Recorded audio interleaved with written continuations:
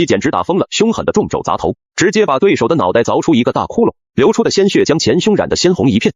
这场比赛斑马多基为何会打得如此凶残？只因对手非常崇尚日本武士，并扬言他今天会用日本的空手道狠狠地教训一下中国人。面对这种夹杂着民族情节的挑衅，斑马多基早已怒火中烧。斑马多基绝对是中国百年难遇的格斗奇才，12岁才开始接受训练，17岁就已登上职业擂台，仅用3年时间就打出了13胜1负1平的耀眼战绩，并且他的所有胜场都是通过终结击败对手，终结率高达恐怖的100%。这位口出狂言的家伙名叫阿纳彭布兰德，空手道黑带，同时拥有比利时和泰国的双国国籍，但他却想把日本的空手道发扬光大，并借此拿到日本国籍。到了擂台上更是根本不拿正眼看人。面对这种赤裸裸的蔑视和挑衅，斑马多基二话不说上场直接开轰。斑马多基很快啊，很快上来连续的后手拳。哦呦，这个节奏今天。斑马多基上场战斗状态直接拉满，有战士的这种感觉啊。双方开场就是激烈的近身火拼。战力拼不过，布兰德开始下前拿腰，直接把比赛拉入了地面。斑马多基倒地的瞬间，重肘直接开凿。打下位不错啊，很聪明啊。对，你看下面有肘击的干扰，很好。斑马多基打得非常强势，几肘下去就把对手的脑袋凿出了一个窟窿。聪明。我们看啊，布兰德好像已经开口子了。看到对手已经出血，斑马多基就像一头嗜血的猛兽，开始越打越兴奋。开口子了，头上好像是刚才因为的肘击。上反克击现在比赛啊越来越好。斑马多基的命中率非常高，很明显战力拼全布兰德根本就不是对手。漂亮，全要打进去。斑马多基不想跟他打这种纠缠的。哎呦，一肘，小心这种肘啊，对对，毕竟他这是泰国生活，对这种肘击的训练啊，转身，可能这是一个什么动作，没做出来。布兰德打得非常难受，拳法上完全被斑马多基限制，被逼无奈只能再次进行拦腰抱摔，但进入地面又做不出任何有效的进攻，反倒又给斑马多基创造了不少锤击的机会。斑马多基翻身拿到上位，朝着布兰德的脑袋就是一记顶膝。此时比赛铃声响起，两人明显都已经打出了火气。比赛进入第2回合，斑马多基丝毫没有试探，开场就是暴击。哎呦，斑马多基看得非常准，对，这专门传。布兰德几次的下前尝试，都被斑马多基用拳头硬生生的给打了回去。哎呦，后手拳很重。哎，这防摔很快啊。对，不错，好。布兰德今天的战术非常单一，只会一味的下前，进入地面后又一点办法也没有，这种无脑的打法简直就是愚蠢到了极点。如果就这样，我觉得布兰德没必要非得是要这个抱摔吗？你抱摔的目的是什么呢？是啊，你想做锤击，现在也没有做出几个。对，斑马多基虽然处在下位，但是凶狠的肘击从来就没停过，对手的鲜血已经染红了前胸。比赛结束时，布兰德的眉骨、鼻子和嘴角都已经挂了彩。比赛进入第3回合，斑马多基彻底火力全开，开场又是一个暴击砸头。哎呦，这种。挨了2拳后，布兰德又开始无脑的下前猛冲，甚至把裁判都撞了一个大跟头，纯的一个无脑莽夫。变化太快，锤击，好变位置。斑马多基非常灵活，拿到上位后马上开始锤击。我们可以看到，同样都是进入地面，同样都是拿到上位，斑马多基的打法就非常聪明。锤击，斑马多基越打越顺，越打越凶。锤击，打头拳，用1下2下。布兰德好不容易挣扎起身，斑马多基马上手臂插入，直接背后裸脚。哎呦，这个位置，背的打管已经有了，看看手。斑马多基越锁越紧，布兰德憋得青筋暴露，满脸通红，身体已经完全被斩平。禁止的非常深了，好，背后裸脚。最后47秒，布兰德终于死在了他魂牵梦绕的地面上。斑马多基以 TKO 的方式拿下了本场比赛的胜利。这一战，斑马多基不仅打灭了老外的嚣张气焰，更是把日本空手道狠狠地按在地上摩擦。一个32岁的老将被一个19岁的孩子打得如此狼狈，这就叫天赋，这就是中国力量。布兰德这刚刚是往后退的时候打了一个后手啊，结果吉尔瓦有反应，看清了。哎呦，这个状态很少见啊！中国小将上演罕见绝杀，残暴的地面催泪，打得对手直接丧失了战斗能力。他就是中国百年难遇的格斗奇才斑马多基，一个从社会最底层打出来的格斗明星，12岁才开始接受训练。17岁就已登上职业擂台，仅用3年时间就打出了13胜1负1平的耀眼战绩，并且他的所有胜场都是通过终结击败对手，终结率高达恐怖的100%。这是斑马多基最劲爆的一场比赛，对手是来自巴西的柔术名将莱昂德罗·席尔瓦，此人有着非常丰富的地面经验，职业战绩9胜3负中就有4次是降服对手。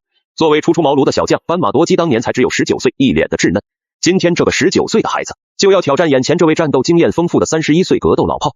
裁判一声令下，比赛正式开打。双方没有试探，席尔瓦上场直接发动猛攻，他很想给对手来一个下马威，可万万没想到被斑马多基在后撤的过程中，突然的一记冷拳直接砸翻在地。打了一个后手啊！对，这一拳打得非常的准，然后紧接着跟了一个左手。没想到只有19岁的斑马多基，实际的把控境如此精准，打法也是相当的凶悍。看看地面锤击有没有机会。席尔瓦躺在地上进行腿防，不给斑马多基过腿的机会。作为一个经验丰富的缠斗高手，他非常清楚如何用最小的代价去破坏对手的进攻。这段时间把刚才的那个后手拳重击先恢复一下。斑马多基早就识破了对方的小算盘，干脆直接放他起来打。索性让对方起来，但是希尔瓦坚持在这个中马里状态之下。没想到这位31岁的格斗老炮打法竟如此无赖。希尔瓦的目的也非常明确，一下站立都不想打，只想取腿进地面。希尔瓦就想进入地面啊！斑马多基非常聪明，根本不和对手在地面浪费体力，有种你就起来打。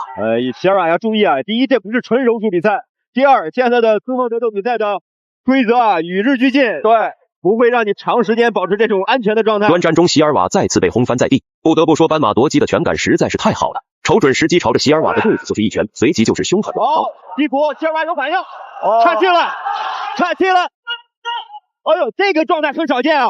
斑马多基在站立情况下击服，如此罕见的绝杀方式，连裁判都直呼过瘾。斑马多基连续的重拳催泪，每一拳都结结实实的打在了希尔瓦的肚子上。希尔瓦疼痛难忍，跪在地上直接丧失了反抗能力。裁判见状直接终止了比赛，时间刚刚过去1分33秒。今天这场比赛简直就是一个19岁的孩子单方面的屠戮碾压。正所谓少年强则国强，斑马多基让我们看到了中国搏击的未来。斑马多基加油，中国格斗加油！终结者，哎呦漂亮，后腿拳有效果。中国19岁小将擂台首秀75秒就把对手打得口鼻喷血，瘦小的身躯里却蕴藏着恐怖的爆发力。他就是来自雪域高原的格斗王子斑马多基，一个不甘平凡，一步步从社会最底层打出来的格斗明星。后手，斑马多基刚刚是往后退的时候打了一个后手啊，击服，希尔瓦有反应，岔气了，岔气了。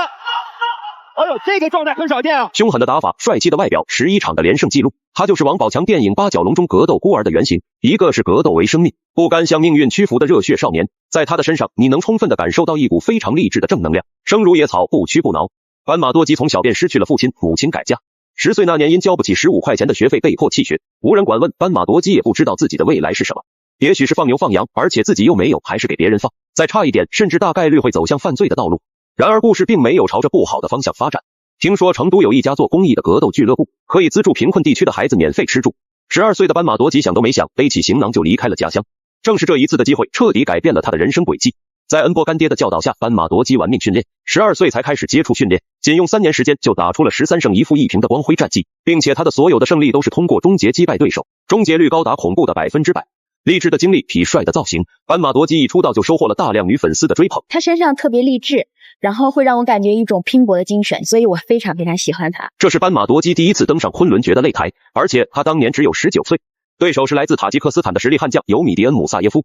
姆萨耶夫是一位名副其实的缠斗高手，职业战绩5胜1次 KO，4次降服，终结率也是高达恐怖的100%。比赛开始，斑马多基上场就是一个上步冲拳，姆萨耶夫马上展开反攻，并直接下前取腿。抱腿这个抱腿好远就过去了。